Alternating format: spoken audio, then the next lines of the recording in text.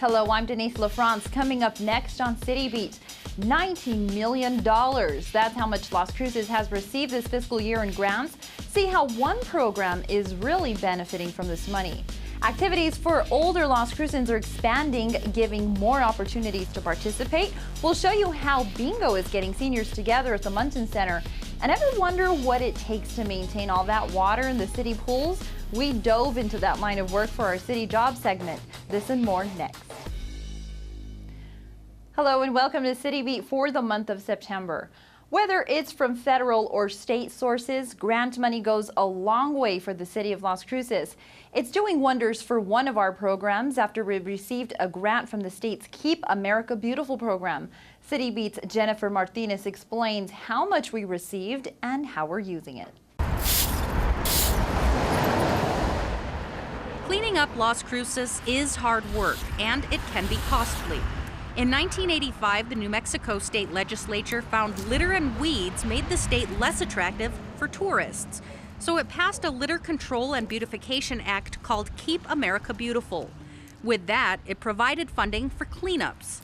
Las Cruces applied for a grant and developed a Keep Las Cruces Beautiful program. This particular grant we just received is our primary grant, and the Keep Las Cruces Beautiful operates majority of its functions off of this grant. This grant from New Mexico's Keep America Beautiful program must cover litter and weed control, beautification, like tree planting, graffiti eradication, education, and recycling. The city must also host 2 major cleanups, like Toss No Mas in the fall and the Great American Cleanup in the spring. This year, Las Cruces has received more money than it ever has in the past. In the last several years, we've been averaging 800 plus volunteers per event. So, it's the outreach, and all of it comes from this Keep Las Cruces Beautiful programs from this grant. But this year we actually got bumped up to about $42,000. That's based on our history, is what we've done with the grant. The city of Las Cruces received grant funding to take care of problem graffiti like this, which could be offensive to families as they pass by. This is a very busy part of town. It's near the Walmart. There's a middle school down the road. Yeah, so definitely it is very offensive to a lot of families that come around to eat around here or shop in the shopping center.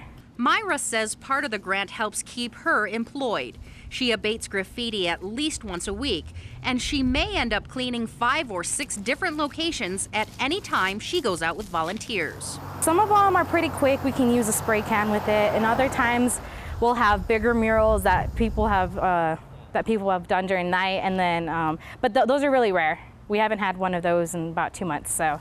This is the 7th year Keep Las Cruces Beautiful has received funding from the state. And it's not just city employees or Keep Las Cruces Beautiful volunteers that can benefit. Volunteers come by, groups that say they want to have fundraising for a particular group. They can come by here, sign up, they can go do a project, and out of the funds from this grant will pay their group as a fundraiser. So they're able to get some funds for their groups and, of course, go out there and do a lot of good for the community. I think it's wonderful that we get money to help support this part of the Keep Las Cruces Beautiful that we do, because if we don't do it, then who is going to do it? All residents can help by calling the graffiti hotline to report tagging. That number is 528-4723. For City Beat, I'm Jennifer Martinez. Thanks, Jennifer. Bingo is a popular game among seniors in Las Cruces. The Munson Center has expanded its bingo program. CLC TV's Dominic Aragon shows us how seniors are playing their cards right. I-28, I-28, 2-8. I do it every Wednesday with different areas, different senior citizens. It's fun. I enjoy it. I like the seniors.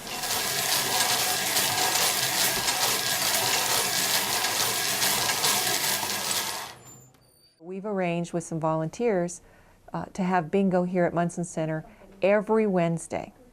So the Recreation Department right now does it one of those Wednesdays, and then I have volunteers calling bingo the other Wednesdays of the month. And that way the seniors know every Wednesday, right after the meal service is over, there's bingo at Munson Center. G51, 5-1. Our goal is eventually to work it so that a senior doesn't have to know what center to go to in what week to play bingo, and that we have enough bingo games going that they can enjoy them where they eat. So the bingo's been going on for years. It's just now it's more regular, and we're trying to promote it. It's a really good event for the seniors to improve their memory, and there's still some motor skills involved with sliding the windows on the cards, that sort of thing, and hearing and reacting to the numbers and being able to find and sequence. So it's one of those things that is still good for everyone's cognitive development and maintenance, and that's the reason we put an emphasis on the bingo. They get a chance to come out and play, just have fun. Thank you, Dominic. Bingo takes place every Wednesday at the Munson Center from 12:45 to 2 p.m. Las Cruces City Council recently approved the rezoning of about 30 acres at the former Las Cruces Country Club. The property goes from a single-family residential zone to commercial high-intensity and multifamily. Plans for the property include a medical campus with a private hospital and rehab facilities, multifamily housing, a walking trail, and retail shops. Site plans still need to be approved by council. The property owners hope to begin construction in spring of 2014. Time is running out to register to vote in the November 5th municipal election. Residents wishing to cast a ballot must be registered by Tuesday, October 8th at 5 p.m. You can register to vote at the Doña Ana County Bureau of Elections, located in the County Government Center at 845 North Motel Boulevard. To make your voting experience much easier, the city will have voting convenience centers. We'll tell you where you can find your nearest voting center in just a few moments. Each month, we highlight a city job to give you behind-the-scenes access to what City of Las Cruces employees do each day. In this episode of City Jobs, we'll show you what it takes to keep the city's outdoor pool water safe, clean, and clear before you make a splash. In this episode of City Jobs, we're at Lob's Pool, where we're meeting with certified pool operators to learn how they keep this pool clean and safe for everyone that swims here. Let's check it out. Lob's Pool is a great place to cool off on a hot summer day. And I'm not going to lie, it can get pretty messy from constant use by people and sometimes by what unwanted guests leave behind. We're here with Silas Garcia, who is a certified pool operator. Good morning. Good morning. Good morning. So let's kind of dive in right away. You get here what time in the morning? Usually to this pool we get here about 7:30. We do the other pool first, but here we get about 7:30. Okay, and so one of the first things that we do here is the aesthetics of the pool. We always want to make sure it looks clean. So what do we do here? The first thing we do, we walk around to see if there's any, just look in there, see if there's any dirt or leaves in the pool. And then I'll normally grab a brush and I'll start, we'll just start sweeping all the side dirt from the wall towards the middle of the pool. And then somebody will have the net and we'll start skimming the pool, like if there's any leaves or anything. I see we have a few leaves here. So you just scoop them up, and what do you do with them once you clean them up? We scoop them all up and then we throw them in the garbage can. Okay, so let me grab a few here. I see a couple on the side. Is this a relatively easy job? Well, it's easy if you maintain the pool and keep it clean. If you let the pool get out of hand, then it gets pretty crazy. I see a lot of it looks really clean right now, aside from a few leaves that we have here. Yeah. A lot of the pool maintains itself, though, correct? Right, yeah, we got these skimmers here, and the water circulates through, and any debris that can fit through these skimmers, it'll go through the system and circulate and filter out. What other job do you get where you get to be by the pool? Yeah, no, this is a unique job. I like it a lot. It's very unique. So. Okay. Well, let me grab these last couple of leaves here. And then with the dirt, you said you push it right into the middle. Does it collect somewhere? No, if you spread the dirt around, it's more likely to go through the filtering system. We also have drains by the slide and on the deep end over here that they suck up whatever dirt goes through them. So we have not only the water going over that goes to the filter, but also the drains suck the dirt and goes into the filter as well. And I see we have a vacuum cleaner back there, so we'll check it out in just a moment. Okay. All right. Silas and I continue to skim the water to get the leaves off the surface. He brushed the floor of the pool to get the dirt ready for the filtration system. Anything remaining would get picked up by the vacuum. Silas, this was the vacuum cleaner I saw in the pool. We popped it out for a little while so we can show everybody what it does. It's huge. It's a gigantic vacuum. Yeah, it helps us out a lot. Without this, we have to manual vac a lot more. So this helps us out. We can just throw it in the morning and it works for 4 or 5 hours, and then we just take it out. This is what really collects all the dirt in the bottom of the pool. Right, dirt, hair, leaves, bugs, whatever's in there. Yes, so let's show me how it works. All right, well, these are we have 2 bags. And I can see the hair. Yeah, there's a lot of hair. I mean, there's kids, people, yeah. So anyways, these are the bags. We just pop them in. So you throw one side in at a time. And just... Does it matter which way they go? No.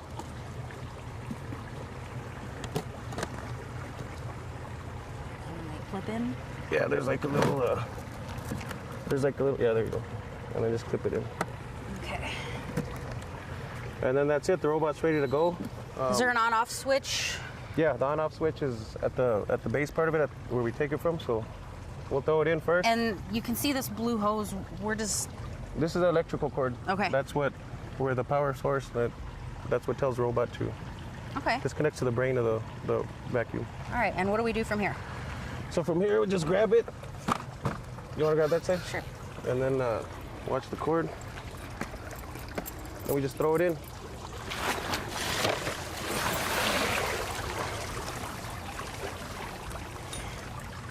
And it should sync on its own. And we'll go over and turn it on? Yeah. And this is the electrical component of the vacuum, right? Yeah, yes, this is the brain. So what do we do here? Well, first, of course, you unravel some of this cord so it can go throughout the whole pool, and then you just press the on button. Okay, and that's going to be right here, right? Yes. And it's ready to go. Yeah, it's ready to go. You can see the lights flashing on, so it's going. Clean pool. Great. Almost, yeah, in a few hours. Thanks, Silas.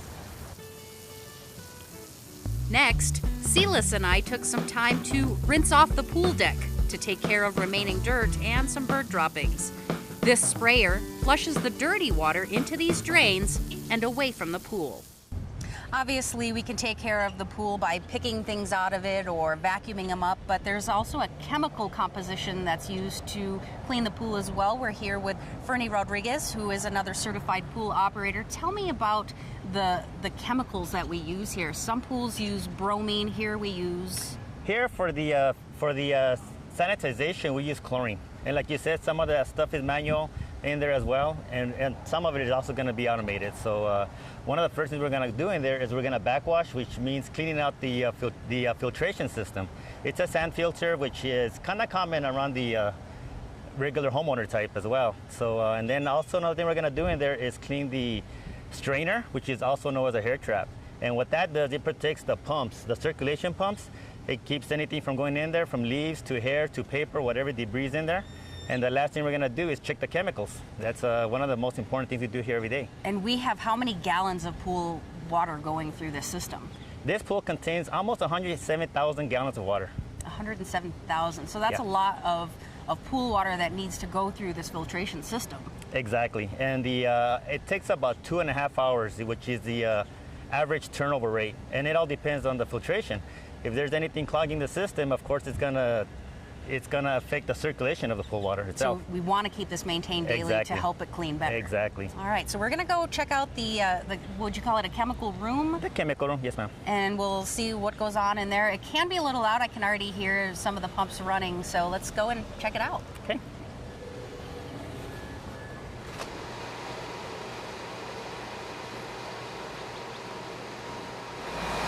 We're inside the chemical room where this is where the filters are. They look huge. Sand filters are collecting all that junk inside of the pool. This shampoo and what else is in there? Lotions, sunblock, hair, any small debris that gets in the pool as well. So it's going to look pretty nasty when it comes out. It's pretty nasty, yeah. This is where it empties out? It empties out here and it leaves the facility towards the drains out of the building. All right, show me how to clean it out. All right. Each morning, these sand filters are emptied, flushing clear water through. I guess it's a little bit easier to do this if you do it every day. I needed a little help. You can see how the clouded, dirty water is rinsed out of the filter and clear, clean water takes its place. One way to maintain the chemicals of the pool is to test the water frequently. They do it every hour. We start by filling up the test kit with water from the pool. Well, Fernie and I came back outside because the chemical room is a little bit warm in there, and of course the pumps are still going, so it is a little bit loud. Let's test the water. What we are going to find out is what chemical composition the water is currently at. That's it. We're going to check two chemicals, the pH and the chlorine levels. Okay, so what do? We got We got 3 reagents here. The first one is going to be testing the pH value, so we could pour 5 drops in there. Okay. Make sure you hold the bottle straight up and down. 5, okay. And then this is going to be for the chlorine, which we start with number 1. This one here, 5 drops as well. What happens if we put more than 5 drops? We'll have to start over. Okay. We'll get a false reading. And 5 drops? 5 drops as well, of yes. This? Okay. So what we do then is we cover it up and we mix it around, and then we'll get the actual readings. Okay, so I see on the back side It's got the readings. Yeah. And it shows you by a color code, so these are going to give you a color value. Exactly. And you match it up. Exactly. Okay. So what is the pool showing us? What is the water? Right now, well, we want to have it be, the background has to be like a white background preferably, but because we're outside, it's going to be a little bit different. So what we do here is we kind of match the colors to whatever the readings are. So we're getting about a 7.4. Plus or minus, and somewhere in that area. This again is the pH? The pH, yes. Okay, and then on the other side? It's about a 1. And where do we want these levels? The pH between a 7.2 and a 7.8, and the chlorine between a 1 and a 5. So right now we're a little bit low on the chlorine, but it's probably because the hopper might be out of chlorine briquettes, which is what we're going to do next. Okay, so you'll show me where they are and how to add the chlorine? That's it. Okay, let's go. We finished the day by refilling the chlorine hopper and checking the acid levels. This is just one of the handful of city pools these certified pool operators have to maintain. They're off to the next one, and I'm heading back out to the pool. I sure learned a lot about what it takes to maintain Lob's pool to make sure that all 107,000 gallons of water are clean and ready for your family to jump in. If there's a city job that you'd like to learn more about, contact us at clctv.com.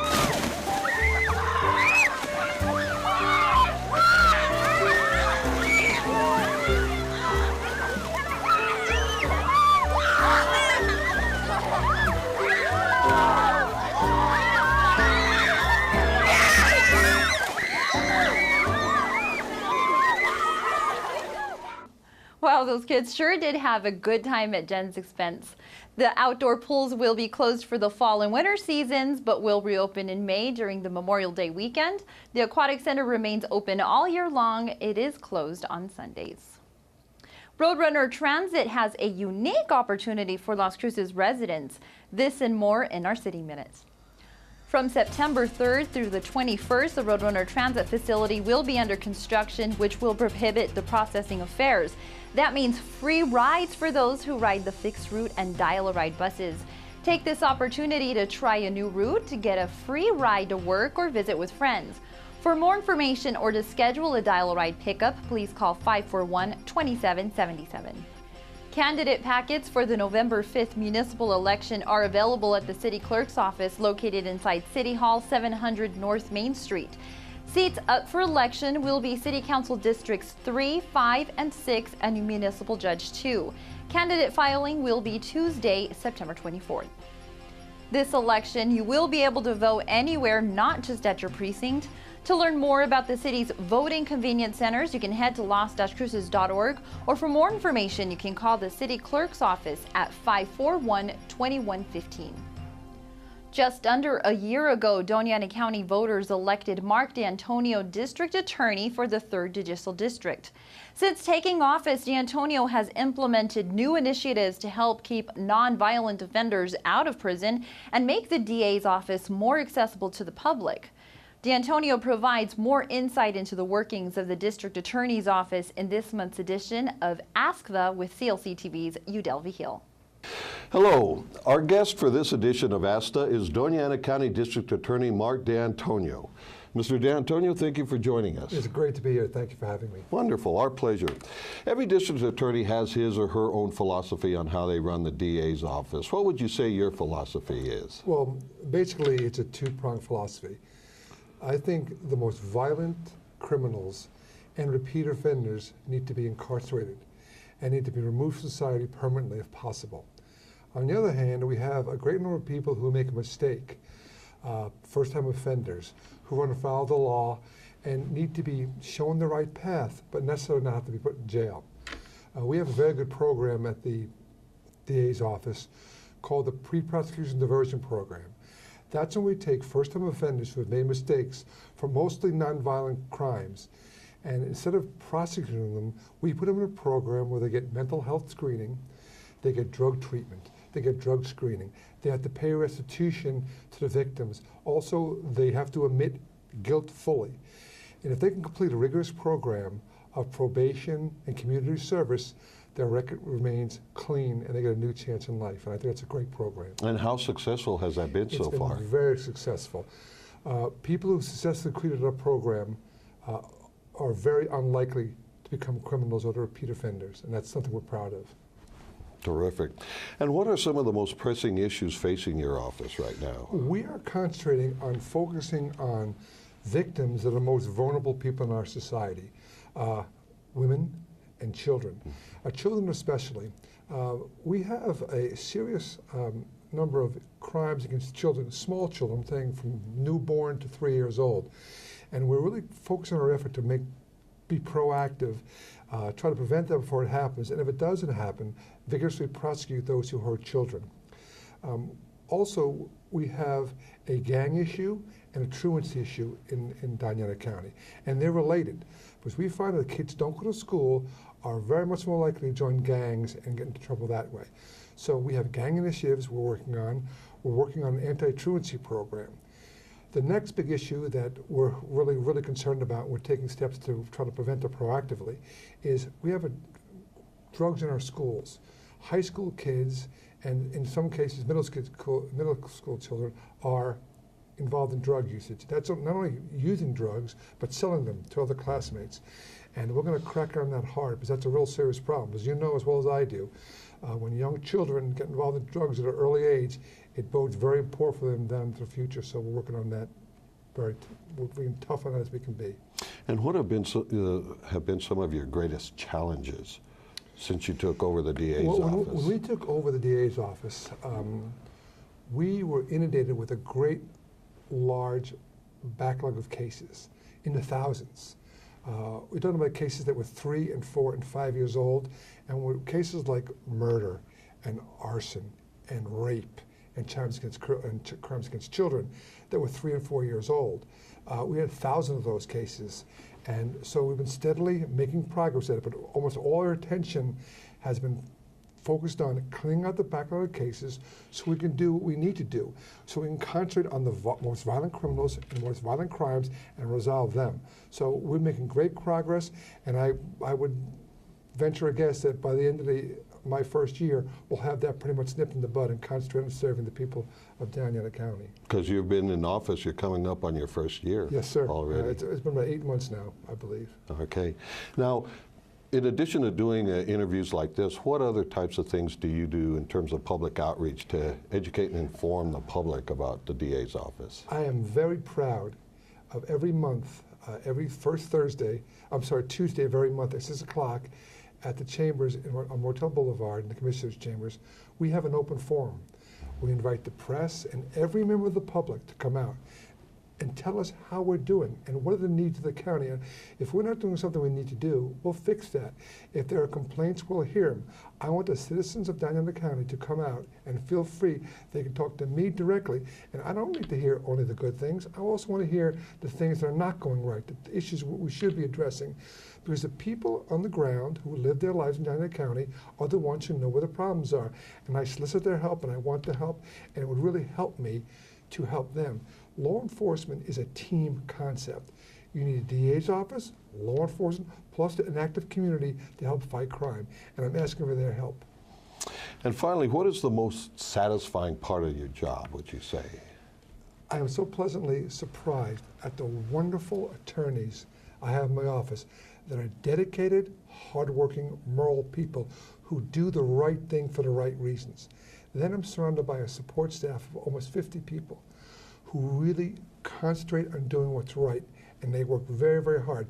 You always hear this rumors that government and state workers don't work hard. Well, I can tell you contrary, that the people who work at the U.S. Attorney, the DA's office work extremely hard, and they're extremely dedicated. Also, working with the law enforcement here in Doña County has been wonderful. From the Sheriff's Department to LCPD to every agency, state police, Sunland Park Police, Anthony Police, they work in unison with me and the people to really provide great protection and security for the public. The courts and the judges have been wonderful. The staff at the prison, when we had the recent lawsuit, they've really solidified their community and made it better. And so we're working together with the prisons and those individuals to make sure we don't have another Mr. Slevins case on our hand. So the team concept and the unity in this community of highly trained people working collectively to keep Doña County safe, and with a DA taking the lead role, that's the thing I'm happy to report to the people of Doña County, and something that I'm very proud of. Well, terrific. Well, it sounds like you're doing a wonderful job, so keep it up. Well, I want the people of Doña County to let me know how I'm doing. Yeah. That's why these town halls are so important. Because I will take their feedback, I will work on it, and we'll make a cohesive program to make things work and make people satisfied with the government they are. And those meetings, those town hall meetings aren't just in Las Cruces. I mean, you go on the road, you take it all over the county. I try. We've been in Hats, we've been in Santa Teresa, and we're trying to take it around, because people aren't as mobile to me. They're low economic individuals in their own cars. So we're trying to reach out to everybody, because I'm not just the DA of Las Cruces. I'm the DA of Doña County. And every person, whether you live in Hatch or you live in Doña County, is equally important to me. And I want to make sure they live a safe and their family's protected and they have confidence in law enforcement. Well, Mr. DeAntonio, District Attorney for Doña County, thank you so much for joining us for It's a real pleasure. All the best to you. Thank you so very much. Thanks, Udell. That's it for this episode of City Beat. Tune in to CLC TV for live City Council meetings right here on CLC TV every Monday at 1 p.m. All archived meetings and CLC TV programs are available at clctv.com. Also, don't forget to like us on our Facebook page. Thanks for joining us. I'm Denise LaFrance.